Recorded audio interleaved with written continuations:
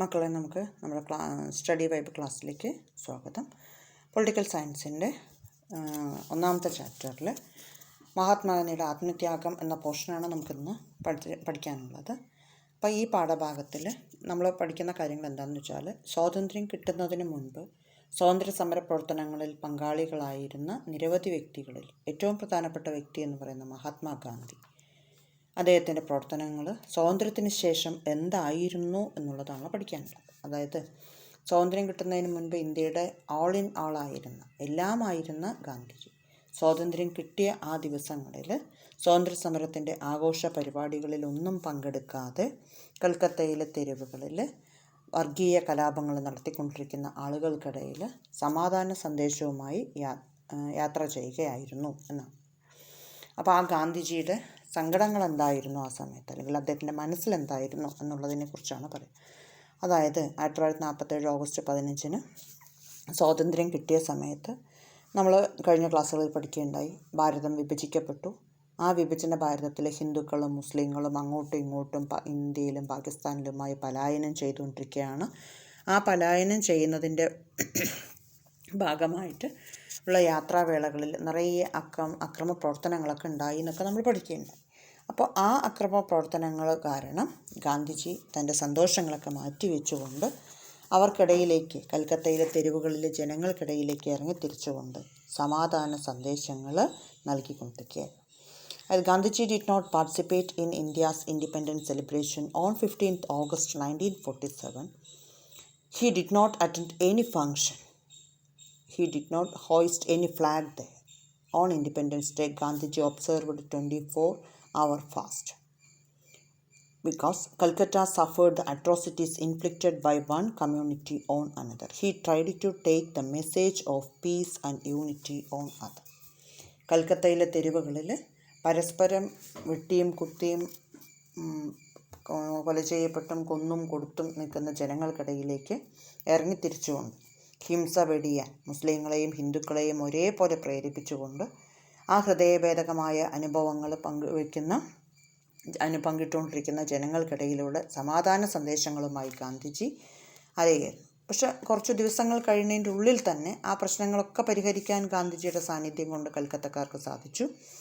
അങ്ങനെ ഹിന്ദുക്കളും മുസ്ലിങ്ങളും ഒക്കെ അദ്ദേഹത്തിൻ്റെ വാക്കുകൾക്ക് പ്രാധാന്യം കൊടുത്തുകൊണ്ട് ഹിന്ദു മുസ്ലിം ടുഗദർ സെലിബ്രേറ്റഡ് ഇന്ത്യാസ് ഇൻഡിപെൻഡൻസ്. അവർ ഒരുമിച്ചാണ് ഗാന്ധിജിയുടെ വാക്കുകളൊക്കെ മാനിച്ചുകൊണ്ട് സ്വാതന്ത്ര്യ ദിനങ്ങളൊക്കെ പിന്നീട് ആഘോഷിച്ച് എടുത്ത് വന്നത്. പ്രാർത്ഥനാ യോഗങ്ങൾക്കൊക്കെ വൻ ജനാവലി സാക്ഷ്യം വഹിച്ചു. പക്ഷേ ഇതൊക്കെ കുറച്ച് ദിവസം, ആ ഒരു 1-2 ദിവസം കഴിഞ്ഞു വീണ്ടും സമാധാനങ്ങളൊക്കെ നഷ്ടപ്പെട്ടു.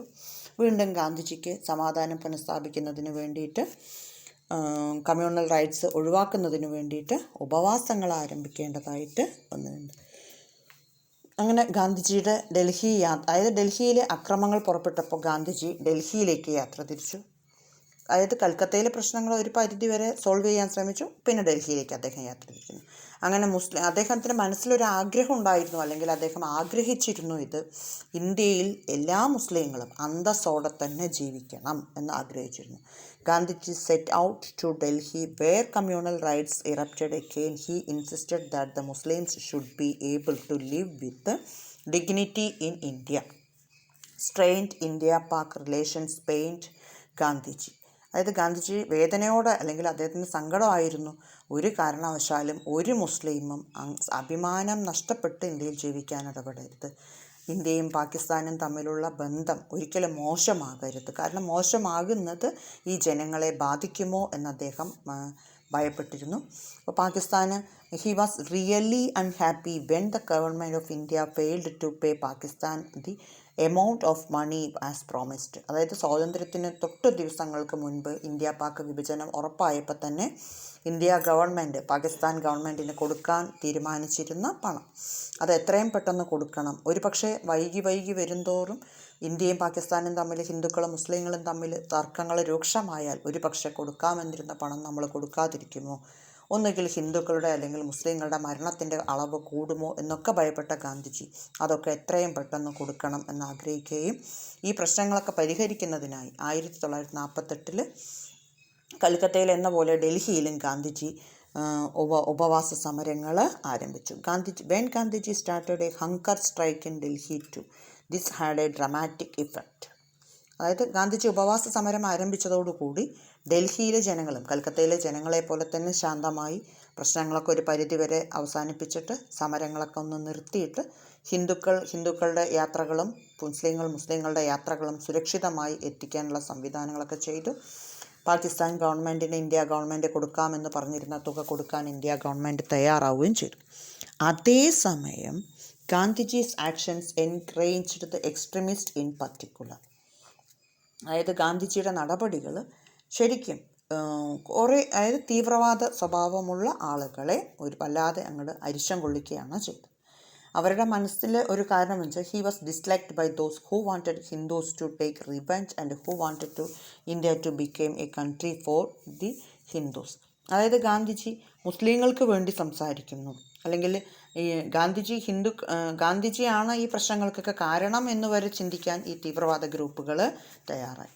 അതായത് പാകിസ്ഥാൻ മുസ്ലിങ്ങൾക്ക് കൊടുത്തതുപോലെ ഇന്ത്യ ഹിന്ദുക്കൾക്കായിരിക്കണം എന്ന് കണക്കാക്കിയവർക്ക് ഈ മുസ്ലിങ്ങൾക്കും ഇവിടെ അഭിമാനത്തോടെ ജീവിക്കാൻ സാധിക്കണം എന്ന് പറയുമ്പോൾ ഇവിടെ ഇനിയും മുസ്ലിങ്ങൾ ഉണ്ടാകും എന്നത് ഹിന്ദുക്കളെയും അരിശം കൊള്ളിച്ചു.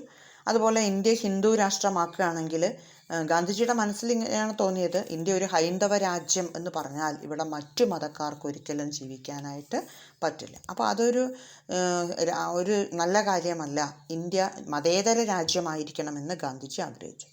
അപ്പോൾ ഗാന്ധിജി ഹിന്ദുക്കളും മുസ്ലിങ്ങളും എല്ലാം ഒന്നിച്ചിരിക്കണം, അവർക്കിടയിൽ ഒരു ഐക്യം വേണം എന്ന് പറഞ്ഞ ഗാന്ധിജിയുടെ ആ ആഗ്രഹങ്ങൾ പലപ്പോഴും, അതായത് Gandhiji became their enemy. They alleged that Gandhiji stood for the interest to Pakistan and the Muslims. Gandhiji was convinced that they were misguided.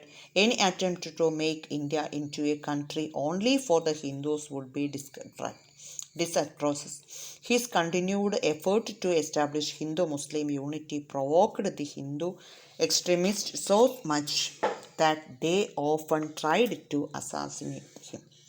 അപ്പോൾ ഗാന്ധിജി മനസ്സിൽ ചിന്തിച്ചത് ഹിന്ദുക്കളും മുസ്ലിങ്ങളൊക്കെ തുല്യമായിരിക്കണം, ഒന്നിച്ചിരിക്കണം, അങ്ങനെയൊക്കെ ഗാന്ധിജി ആഗ്രഹിച്ചപ്പോൾ ഇന്ത്യ മതേതര രാജ്യമാക്കിയാൽ എല്ലാവരും സന്തോഷത്തിരിക്കുമെന്ന് ഗാന്ധിജി പ്രതീക്ഷിച്ചത് ഗാന്ധിജിയുടെ ശത്രുത വർദ്ധിപ്പിക്കുകയാണ് ചെയ്തത്. അങ്ങനെ ഹിന്ദു തീവ്രവാദികളെ കുറേയൊക്കെ മുസ്ലിങ്ങളുടെ ഐക്യത്തിന് വേണ്ടി ഗാന്ധിജി പ്രവർത്തിക്കുന്നു എന്ന ചിന്ത ഹിന്ദു തീവ്രവാദികളെ ഒരുപാട് ഡിസ്റ്റർബ് ചെയ്തു. അതായത് his continued effort to establish Hindu Muslim unity provoked the Hindu extremist so much that they often tried to assassinate him. അത് ഹിന്ദു തീവ്രവാദികളെ പ്രകോപിപ്പിക്കുകയും ഗാന്ധിജി ഒന്നിച്ചിരിക്കണം ഹിന്ദുക്കളും മുസ്ലിങ്ങളും എന്ന് ആഗ്രഹിച്ചത് അവസാനം ഗാന്ധിജിയുടെ മരണത്തിന് തന്നെ കാരണമായി മാറുകയും ചെയ്തു.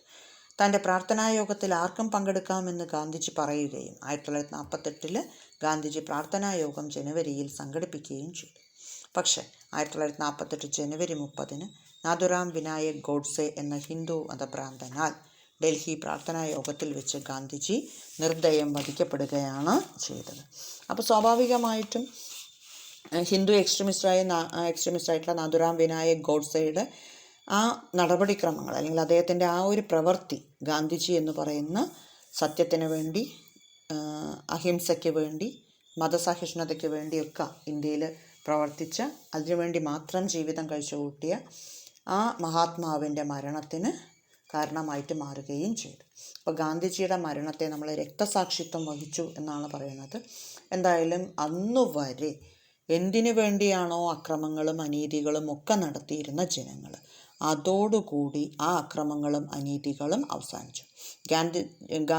അതായത് when he died, almost magical effect on the communal rights in India, anger and violence suddenly subsided. എല്ലാം അവസാനിച്ചു. ആർക്കും ഇപ്പോൾ ദേഷ്യമില്ല, പകയില്ല, അക്രമങ്ങളില്ല, ഒന്നുമില്ല. ഗാന്ധിജി മരിച്ചതോടുകൂടി ഗാന്ധിജി എന്തിനു വേണ്ടിയാണോ പ്രവർത്തിച്ചുകൊണ്ടിരുന്നത് അതൊക്കെ അവസാനിച്ചതോടുകൂടി, ഗാന്ധിജിയുടെ മരണത്തോടുകൂടി അതൊക്കെ അവസാനിക്കുന്ന ഒരു അവസ്ഥയാണ് നമുക്ക് കാണാനായിട്ട് സാധിച്ചത്. കമ്മ്യൂണൽ പൊളിറ്റിക്സ് അവസാനിക്കുന്നൊരു കാഴ്ച, രാഷ്ട്രീയ അരാജകത്വം അവസാനിക്കുന്നൊരു കാഴ്ച നമുക്കവിടെ കാണാൻ സാധിച്ചു.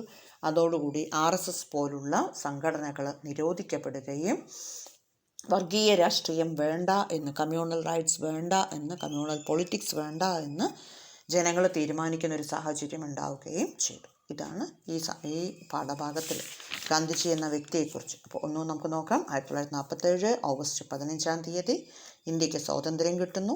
എല്ലാ ജനങ്ങളും സ്വാതന്ത്ര്യം ആഘോഷിക്കുന്നു.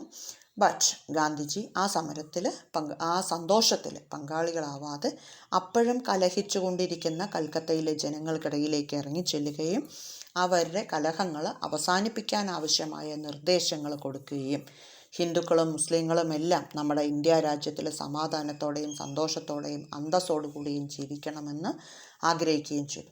പക്ഷെ കൽക്കത്തയിലെ കലാപം കണ്ട അദ്ദേഹത്തിൻ്റെ മനസ്സിന് അത് വലിയ ദുഃഖമായിരുന്നു. ആ ദുഃഖങ്ങൾ താൻ കഷ്ടപ്പെട്ട് നേടിയെടുത്ത ഈ സ്വാതന്ത്ര്യത്തിൻ്റെ ആ സന്തോഷം അനുഭവിക്കാൻ ആരും ഉണ്ടാവില്ലേ, അല്ലെങ്കിൽ ആരും അത് സന്തോഷത്തോടെ അനുഭവിക്കില്ലേ എന്ന വിഷമം ഗാന്ധിജിക്ക് ഉണ്ടായി. കൽക്കത്തയിലെ പ്രശ്നങ്ങൾ അവസാനിക്കുന്നതിന് വേണ്ടി ഗാന്ധിജി നിരാഹാരം ആരംഭിച്ചു. അതൊരു പരിധിവരെ പ്രശ്നങ്ങൾ അവസാനിപ്പിക്കുകയും എല്ലാവരും ആ സ്വാതന്ത്ര്യ ദിനം നല്ല രീതിയിൽ ആഘോഷിക്കാൻ തയ്യാറെടുക്കുകയും ചെയ്തു. അപ്പോഴേക്കും ഡൽഹിയിൽ കലാപം ആരംഭിച്ചു. ഈ വാർത്തയറിഞ്ഞ അദ്ദേഹം ഡൽഹിയിലേക്ക് പുറപ്പെടുകയും ഡൽഹിയിലെ കലാപങ്ങൾ അവസാനിപ്പിക്കാനും ഇന്ത്യയും പാകിസ്ഥാനും തമ്മിലുള്ള എല്ലാ പ്രശ്നങ്ങളും പറഞ്ഞ് അവസാനിപ്പിക്കാനും ഗാന്ധിജി ആവശ്യപ്പെടുന്നു. അതിനോടൊപ്പം തന്നെ അദ്ദേഹം കൽക്കത്തയിലെ പോലെ ഡൽഹിയിൽ ഉപവാസങ്ങൾ ആരംഭിക്കുന്നു. ഗാന്ധിജിയുടെ നിർദ്ദേശമനുസരിച്ച് പാകിസ്ഥാൻകാർക്ക് കൊടുക്കാമെന്ന് പറഞ്ഞിരുന്ന പണമൊക്കെ നമ്മൾ കൊടുക്കണം. പാകിസ്ഥാനും ഇന്ത്യയും തമ്മിൽ എപ്പോഴും കലഹിച്ചാൽ ഹിന്ദുക്കളും മുസ്ലിങ്ങളും തമ്മിൽ കലഹങ്ങൾ ഉണ്ടാകും, അത് സ്വതന്ത്ര ഭാരതത്തിന് ഒരുപാട് ബുദ്ധിമുട്ടുകൾ സൃഷ്ടിക്കും എന്നൊക്കെ അദ്ദേഹം പറഞ്ഞ് മനസ്സിലാക്കാൻ ശ്രമിച്ചു. സ്വാഭാവികമായും ഒരു പരിധിവരെ മുസ്ലിങ്ങൾക്ക് ഇന്ത്യയുടെ എല്ലാ ഭാഗത്തു നിന്നും പാകിസ്ഥാനിലേക്ക് പോകുന്നവർക്കും പാകിസ്ഥാനിലേക്ക് നിന്ന് ഇന്ത്യയിലേക്ക് വരുന്ന ഹിന്ദുക്കൾക്കും സുരക്ഷിതമായി ഇരുകൂട്ടർക്കും അവരവരുടെ പ്രദേശങ്ങളിൽ എത്തിച്ചേരുന്നതിന് അത് സഹായങ്ങളാകുകയും ചെയ്തു. പക്ഷേ കുറച്ച് തീവ്രവാദികൾ എന്ന് പറയാവുന്ന ആൾക്കാർ, മതത്തിനോട് ഒരുപാട് താല്പര്യമുള്ള ആൾക്കാർ, ഹിന്ദുക്കളിൽ മുസ്ലിങ്ങളിലും ഒക്കെ ഉണ്ടായിരുന്ന ഇത്തരം അഭിപ്രായ വ്യത്യാസമുള്ള ആളുകൾക്ക് ഗാന്ധിജി ഒരു പ്രശ്നക്കാരനാണെന്ന രീതിയിലായിരുന്നു നോക്കിക്കണ്ടത്. അതായത് മുസ്ലിങ്ങൾക്ക് പാകിസ്ഥാൻ കൊടുത്തതുപോലെ ഇന്ത്യ ഹിന്ദുക്കൾക്ക് കിട്ടും എന്ന് പ്രതീക്ഷിച്ചിരുന്നവർക്ക് ഗാന്ധിജി ഒരു ശത്രുവായിട്ട് മാറി. മുസ്ലിങ്ങളെയും ഹിന്ദുക്കളെയും ഗാന്ധിജി വീണ്ടും ഇന്ത്യയിൽ നിർത്തുകയാണെങ്കിൽ ഗാന്ധിജിക്ക് മുസ്ലിങ്ങളോടാണ് താല്പര്യം, പാകിസ്ഥാനോടാണ് താല്പര്യം എന്ന രീതിയിൽ ആളുകൾ ആ വിഷയത്തെ നോക്കിക്കാണുകയും ഗാന്ധിജിയുടെ പ്രവർത്തനങ്ങൾ മുസ്ലിങ്ങൾക്ക് വേണ്ടി മാത്രമുള്ളതാണെന്ന് ചിന്തിച്ചുകൊണ്ട് തന്നെ അവർ ഗാന്ധിജിക്കെതിരെ അണിനിരക്കാൻ തയ്യാറെടുത്തു. തൻ്റെ പ്രാർത്ഥനായോഗത്തിൽ ഏത് മതക്കാർക്കും സ്വാഗതമെന്ന് പറഞ്ഞ ഗാന്ധിജി എല്ലാവരെയും ക്ഷണിച്ചു. 1948 ജനുവരി 30 ഗാന്ധിജി വിളിച്ചുകൂട്ടിയ പ്രാർത്ഥനായോഗത്തിൽ പങ്കെടുത്തുകൊണ്ട് നാഥുറാം വിനായക് ഗോഡ്സെ എന്ന് പറയുന്ന ഹിന്ദു മതഭ്രാന്തൻ അല്ലെങ്കിൽ ഹിന്ദു തീവ്രവാദി എന്ന് പറയാവുന്ന വ്യക്തി ഗാന്ധിജിയെ വെടിവെച്ച് കൊല്ലുകയാണ് ഉണ്ടായത്. അപ്പോൾ ഈ സംഭവത്തോടു കൂടി അന്ന് വരെ സത്യം, അഹിംസ, നീതി, സഹിഷ്ണുത ഇതിനു വേണ്ടി അർപ്പിച്ച ആ ജീവിതം അവിടെ അവസാനിച്ചു. ഗാന്ധിജിയുടെ മരണത്തോടുകൂടി നമ്മൾ കണ്ട വർഗീയ കലാപങ്ങൾ ഒരു പരിധിവരെ അവസാനിക്കുകയും ഗാന്ധിജിയുടെ എന്തിനു വേണ്ടിയാണോ ഗാന്ധിജി പടപൊരുതിയത് അത് ഗാന്ധിജിയുടെ മരണശേഷം ഇന്ത്യയിൽ കുറച്ചെങ്കിലും കാലം നടപ്പിലാക്കാൻ സാധിക്കുകയും ചെയ്തു. അപ്പോൾ ഗാന്ധിജിയുടെ മരണത്തെ തുടർന്ന് അന്ന് വരെ ഉണ്ടായിരുന്ന കലാപങ്ങളൊക്കെ അവസാനിച്ചതോടുകൂടി ഇന്ത്യയുടെ സ്വാതന്ത്ര്യം മറ്റ് പ്രശ്നങ്ങളിലേക്ക് തിരികുകയും ചെയ്തു. എന്തൊക്കെയാണ് ആ പ്രശ്നങ്ങൾ എന്നുള്ളത് നമുക്ക് അടുത്ത വീഡിയോയിൽ കാണാനായിട്ട് സാധിക്കും. നമുക്ക് നോക്കാം. അടുത്ത വീഡിയോയിൽ നമുക്ക് പഠിക്കാനുള്ള കാര്യങ്ങൾ എന്ന് പറയുന്നത് ഇൻ്റഗ്രേഷൻ ഓഫ് പ്രിൻസിലി സ്റ്റേറ്റ്സ് എന്നുള്ളതാണ്. അതായത് സ്വാതന്ത്ര്യത്തിന് ശേഷം വിഭജിക്കപ്പെട്ട ഇന്ത്യ പാകിസ്ഥാൻ രാജ്യങ്ങളിലെ നാട്ടുരാജ്യങ്ങളെ എങ്ങനെ യോജിപ്പിക്കാം, എങ്ങനെ ഇന്ത്യയുടെ കൂടെ നിർത്താം എന്നുള്ളതായിരുന്നു. അപ്പോൾ ആ നാട്ടുരാജ്യങ്ങളെ ഇന്ത്യയുടെ കൂടെ ചേർക്കുമ്പോൾ നമുക്ക് കുറച്ച് പ്രശ്നങ്ങളൊക്കെ ഉണ്ട്. ഇനി ഗവൺമെൻറ്റിനും നാട്ടുരാജ്യങ്ങളെ ഇന്ത്യയുടെ കൂടെ ചേർക്കുന്ന കാര്യത്തിൽ കുറച്ച് കാര്യങ്ങൾ ചെയ്യാനുണ്ട്. എങ്ങനെയാണ് ഈ പ്രശ്നം പരിഹരിക്കപ്പെട്ടത് എന്നും കൂടിയാണ്. അപ്പോൾ ആ പ്രശ്നം എങ്ങനെ പരിഹരിക്കപ്പെട്ടു എന്ന വിഷയത്തെക്കുറിച്ച് നമുക്ക് നോക്കിയെടുക്കാനായിട്ട് സാധിക്കും. അപ്പോൾ നമ്മൾക്ക് പഠിക്കുന്ന ഈ പ്രശ്നത്തിൽ അതായത് ഇൻ്റഗ്രേഷൻ ഓഫ് പ്രിൻസിലി സ്റ്റേറ്റ്സ് എന്ന് പറയുന്ന ഈ പ്രശ്നം പരിഹരിക്കുന്നതിൽ ഗാന്ധിജി എത്രത്തോളം ഗാന്ധിജിക്ക് ശേഷം അല്ലെങ്കിൽ ഗാന്ധിജിയുടെ സ്വാധീനം എത്ര ഉണ്ടായിരുന്നു, ഗാന്ധിജിക്ക് ശേഷം ഇന്ത്യയുടെ ഭരണം ഏറ്റെടുത്ത നെഹ്റു എന്ന പ്രധാനമന്ത്രി ഈ പ്രശ്നങ്ങളെ എങ്ങനെ നേരിട്ടു, അദ്ദേഹത്തെ സഹായിച്ച സർദാർ വല്ലഭായ് പട്ടേലും കൂട്ടരും എങ്ങനെ ഈ പ്രശ്നത്തെ സഹായിച്ചു എന്നൊക്കെയാണ്, ഇതെങ്ങനെ പരിഹരിച്ചു എന്നുള്ളതൊക്കെയാണ് നമുക്ക് അടുത്ത ക്ലാസ്സിൽ. അപ്പോൾ നമുക്ക് അടുത്ത ക്ലാസ്സും അടുത്ത വീഡിയോ ആയിട്ട് കാണാൻ പറ്റും. Okay, by.